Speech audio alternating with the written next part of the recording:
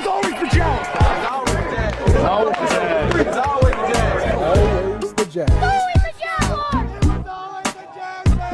Welcome into Always the Jags, your number one podcast for everything Jacksonville, everything Jaguars, everything Duval. How do we stop the Jets that are coming to town? Do to them what the Rams did to us. Go up by 3 scores, put your foot on their neck, and just run the ball out. And then let Trevor Lawrence take the fourth quarter off. That's it. Jets have no Sauce Gardner. Jets have no Quinton Williams anymore. You run the ball through that defense. Throw it all over the yard. Go up by 3 scores. And the guys will check out because all those Jets are planning what they're doing in the offseason. There's no playoff plans for them. But as you can tell at the game against the Falcons, they still play. They still show up, right? And they're not just going to say, oh, okay, here's the win, guys. So we don't want to overlook it. And I love what Brenton Strange said. They asked him, hey, how are you guys going to stay motivated to beat the Jets? You know, isn't it going to be tough, you know, with them not playing for anything and you guys you're going to be heavily favored? Brenton Strange, he's like, oh, they beat us last year. He doesn't like that. He said they beat us last year. I need to come exercise some demons. Brenton Strange is going to play fired up. He's going to play angry. He doesn't like that we lost to them last year. And I love that, to have that kind of short-term memory and remember, oh, yeah, I did lose to them last year. And I think that interview is important for all the players to hear, too. Because if you ask, well, how are they going to stay motivated for this Jets game? Brenton Strange, revealing that in that interview, that's what Liam Cohen can use throughout this whole off week of practice and on the field. They beat you last year. They think they're better than you. Are they? Prove them that they're not.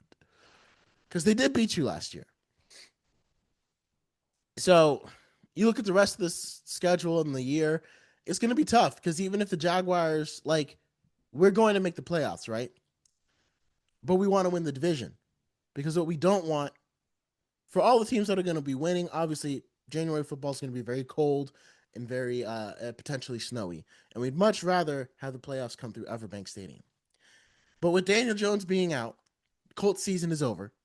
The Colts could potentially get swept by us and the Texans. So that could be another win, right? So if we do what we're supposed to do, handle business against the Jets, Titans, Colts now without their starting quarterback, don't get beat by another backup quarterback, right? That's the last demon we got to exercise this year.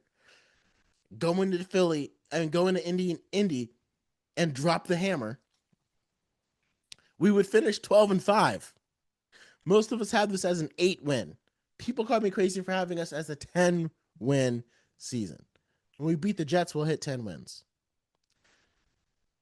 So we go into there's a lot to still play for, obviously. But even if we go 12-5, if we're going to sweep the Colts, the Texans are definitely going to sweep the Colts when the Colts come to NRG Stadium for the last game of the year, which means the Texans will also be 12-5. And in that tiebreaker scenario, the Texans end up winning the division because the Chiefs didn't do what we needed them to do. That's why we needed to be Chiefs fans. Sunday night, I know Jags fans are happy to see the Chiefs lose, but we need to keep the Chiefs. We need the Chiefs to keep the Texans off our back because the only other team that can do it, I don't think the Cardinals are going to do it. It would be great if they did, but they're not going to. Chargers look much better, and I'm very surprised they beat the Eagles. So that's going to be interesting, but hopefully the Chargers can too. But the way the whole thing is shaping up, the Texans and the Chiefs can make the playoffs, and we could end up going from the 3 seed to the 6 seed. That makes the Denver game even more pivotal because Liam will be telling his team again, hey, we want the playoffs to go through Everbank, right? Go into Denver and beat the Broncos. And they might look tough. The Colts did it. Why can't you? Chargers did it. Look what you did to the Chargers. Why can't you go beat the Broncos? Broncos have an incredible defense, right? And I think incredible defenses are still going to give this offense trouble. The Colts defense are missing a lot of stars, right? So that's going to be a tough test for sure. But if we're able to do that 13-4, and now you're looking at the 2 seed potentially because the Texans can't go 13-4. but we can. So that's the only way to keep the Texans off our back. Keep winning, and you keep them off your back. So that's what the Jaguars are gonna have to do. So now this Broncos game looms as very important for whether we want to really take the division or not. And again, I think it could be close, and I think it could come down to one or two plays. But we weren't supposed to beat the 49ers. We weren't supposed to beat the Chiefs. We weren't supposed to beat the we weren't supposed to beat the Texans this year. There's a lot of teams that we beat that we weren't supposed to beat. Let's add the Broncos to that list. But first, we got to take care of the Jets. Dispatch the Jets, go into Mile High, get it done, and then come back home.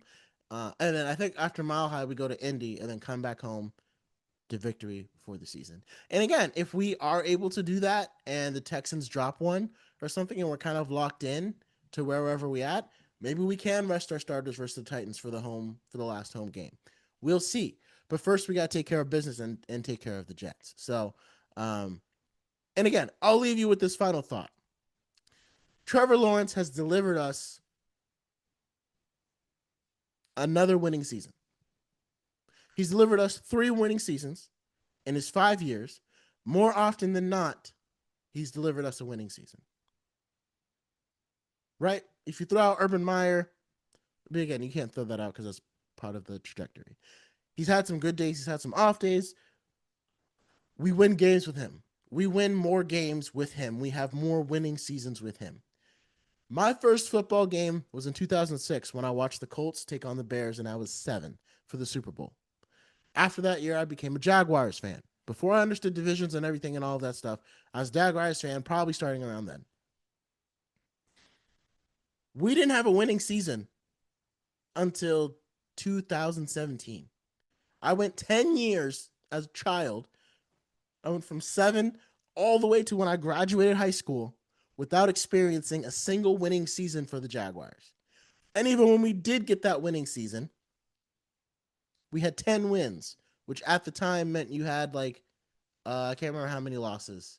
I think we went 10-6, right? And so we were 1 loss away from being 9-7. So it was a good year, but still not even close. Like, we're about to tie that next week when we go play the Jets and get 10 wins. So, and then if you count all the way from 2017 to 2021, 4 more years, 1 winning season in almost 15 years. 1 out of 15. 1 out of 15. 1 out of 15. Since Trevor Lawrence has been drafted, we've had 3 out of 5.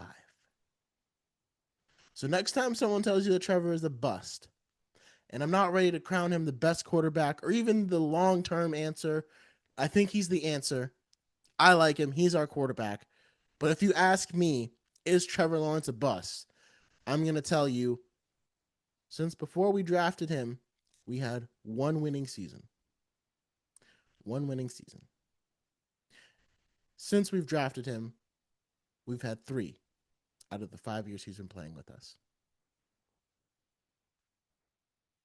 I'll take it.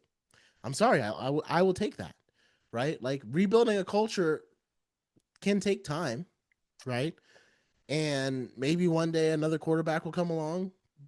But if Trevor keeps playing the way he did against the Titans and the Colts, there won't be another quarterback. It will be Trevor Lawrence for a very long time. And whether or not we end up running the division or what, we now have more winning seasons than we have losing seasons since he's been in the league.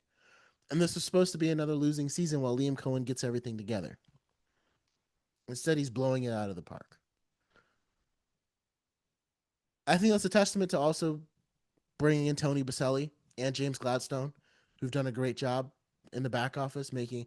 I mean, look at De'Ami Brown. I mean, he's fallen so far off the depth chart because it was assigned by James Gladstone, but he's not afraid to continue to make the roster better and put guys in better positions. They're not just throwing him out there. They're like, hey, if Tim Patrick's playing better, Tim Patrick is going to go out there. Parker Washington is playing better, Parker Washington's going to go out there. So, I say all that to say, like, again, if you want to talk the bus talk, I get it. for a lot of other teams, this wouldn't be good enough. Because during that stretch where we barely had any winning seasons, the Giants went to 2 Super Bowls. Maybe this would be better if it was like the Jets or the Browns, right? Like maybe they're one of those franchises. But again, that was our company for 10 years. The Jets and the Browns, the doldrums, the basements of the NFL. Trevor Lawrence has at least lifted us to average. We went from bottom poverty franchise team. Trevor Lawrence has lifted us to at least average in the NFL. Because if you have more winning seasons than losing seasons, you're at least an average team. That's what we want. That's what we needed. So let me know your thoughts on this game, on Trevor Lawrence, and all of it. And don't ever forget, it was always the Jags. Thank you so much for watching Always the Jags. Make sure you like and subscribe down below. Check out some of these other videos that I'm sure you'll be interested in as we chase Duval greatness. Thank you for joining us again, and until next time.